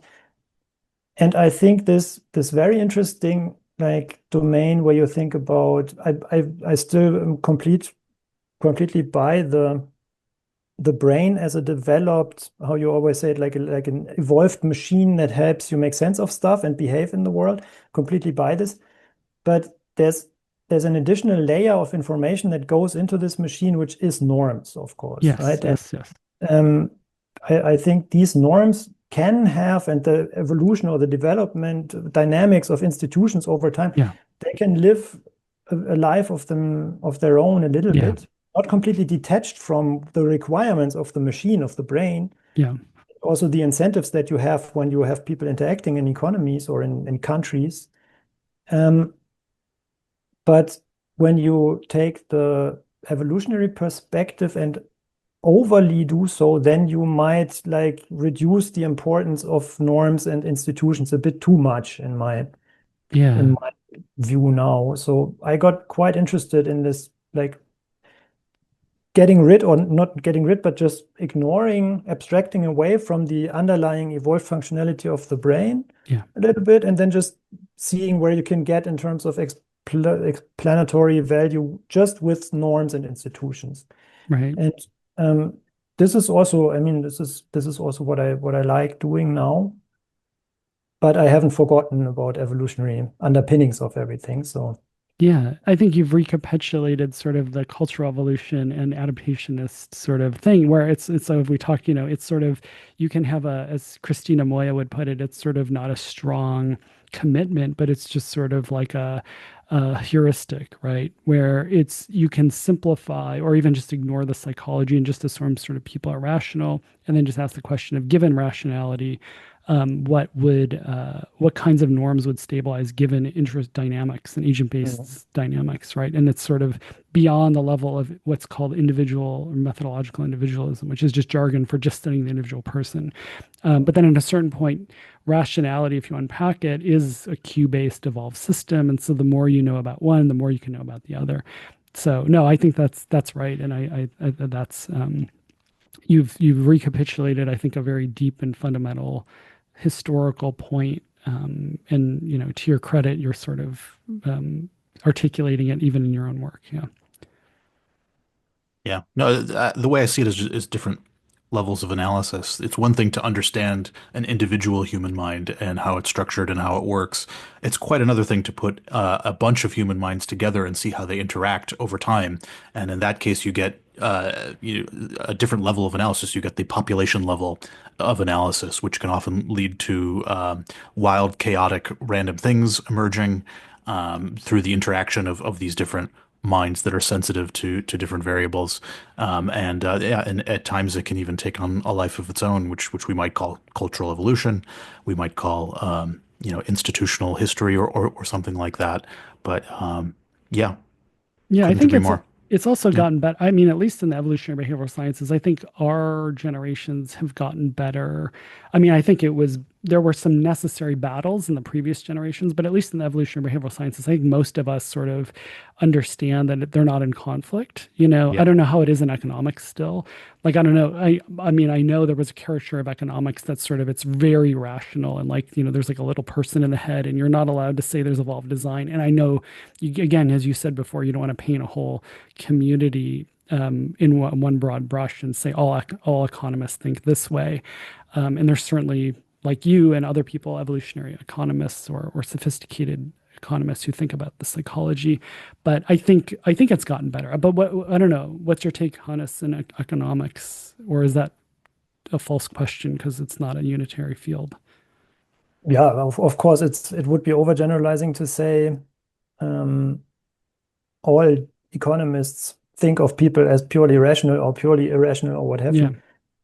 But I think part of the part of the answer to why economists focus on different aspects is also because they're interested in different questions. yeah, It's just one of the main economic questions is how do we need to design institutions in order them to like enforce collective behavior that is efficient and optimal with respect to certain criteria that we can define ourselves, right? So we could also ask the question as an economic research question, how do we need to design a redistribution, an institution that redistributes wealth and resources in a society for everybody to accept that institution and consider it fair to some degree. mm, It's a yeah, question that you can work on using economic methodology. Mhm. And Yeah. No, you go need ahead. to, Sorry. mm, in order to like really work on it, you probably need a good understanding of what fairness is, what people perceive as fair. And there again, Yep. you enter the realm of psychology and all the yeah, evolutionary things become relevant again. But yeah, so I think it's not in do or die either or. It's yeah, really just if you want to design institutions that achieve a certain type of behavior, you can do that without thinking about the underlying thing. You can just try it out and see what works. Or you can do it in a more informed way and then try to understand what people really perceive as fair and so on. So yeah, yeah. Well It put. sounds, yeah, the that's right. the, the reason actually why I would say I like economics so much is that we have the formal language that allows us Yes. to model all these kinds of questions. Mhm. It's not that we're the better psychologists or that we're the better sociologists or so. It's just the methodology is a bit more sharp, I would Mm, say, Yeah, which I would can agree. be an advantage or a disadvantage. I could tell you about this because like putting everything into maths also doesn't solve all the problems. It just makes communication sharper and clearer. Mhm. Um, but I do like economics a lot because of this, because it's possible at least to do this. Yeah, no, I'm a fan of the discipline as well, and wish there were more integration between economics and evolutionary psychology, and I also like the precision that formalizing things allows you to achieve. If you don't try, at least make the attempt to formalize your intuitions, then your communication is just going to be way less precise, and I think you're going to achieve fewer and deeper insights than if you really tried to think hard about how you're defining things in a way that you could translate it into a number or a parameter. Um, It so also makes it, by the way, easier to see if something has been worked on before. So yes, mm, if your research question and your modeling approach converges to something, to like a formula or a model that's out there in the literature already, then you directly see, okay, I'm using different labels. So my Tische, Stühle, Bierseite, right? So I'm using different labels there, but the question seems to be the same. And then yeah, you can just more easily draw on the existing knowledge without having to reinvent everything. yeah. Yeah, I think Dan Conroy Beam has a talk about evolutionary approaches and formalization. Maybe we can have a group talk. I can be on the side of formalization, but I don't actually think that. But I do think there's like there's a it can be gamed like anything else, and I think there's Yeah. sort of like it's just like any other tool, you got to use it in the right way for the right purpose, and yeah. But yeah, I yeah. obviously I don't disagree with this part. Yeah. Well, Hannes, I think we're coming up on the end here, but I will say that you are just doing such incredibly important work, and I just love how thorough and logical it is. And I just, to your credit, I mean, even just this conversation, it's got me thinking so much about. Every time I talk to you, I'm just excited about science. Mhm. And I think studying a really important real world thing with that level of formalization, I think is really hard. And I think you have a real knack for combining those two in a way that I think most of us really struggle with. So thank you for doing that. You're very special and talented at doing that.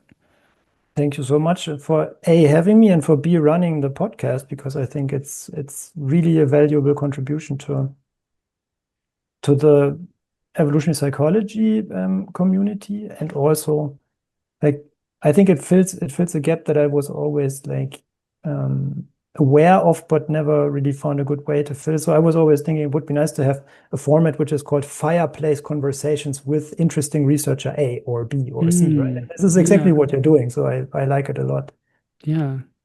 We have to work on the fireplace. Yeah, maybe we should get some fake fireplace backgrounds behind us. some Yeah. some, some soundtrack. Yeah, but no, but Hannes, yeah, no, thank you so much, and thank you for being interesting. I mean, that's the hardest part. The fire is easy. The interesting researcher D or H in this case. Yeah. Yeah. But yeah, thank you so much again, Hannes. And again, we just want to plug for, if you're looking at for interesting context to work in, I really want to stress the Max Planck Institute. And Hannes, I think if there's any justice in the world, maybe you'll get a permanent directorship someday. So if the Sweet. MPG is listening, please consider Hannes for one. Thank you so much, David. I mean, And a Medal of Honor too while we're at no, it. no. Uh, Maybe All just to right. advertise for the society. I mean, Yeah. the society currently has a call out for group leader positions. So if you think this could be something for you, go to the website, Max Planck Society, and check it out, apply. Yeah, it's an incredible institution in the broad sense of the word, and also specifically, and there's lots of different MPIs, lots of different places, and it's Yeah. a lovely place where research and deep thinking and novel thinking that pushes boundaries is valued for real, which is lovely. So and rare. So thank you, Hannes, for being on. Thank you for doing the work you're doing, and thanks for your time. Thanks for having me.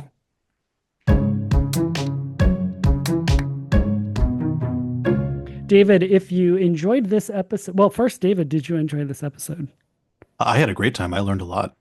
I love this. This is, I'm happier after being part of this episode. So, Yeah.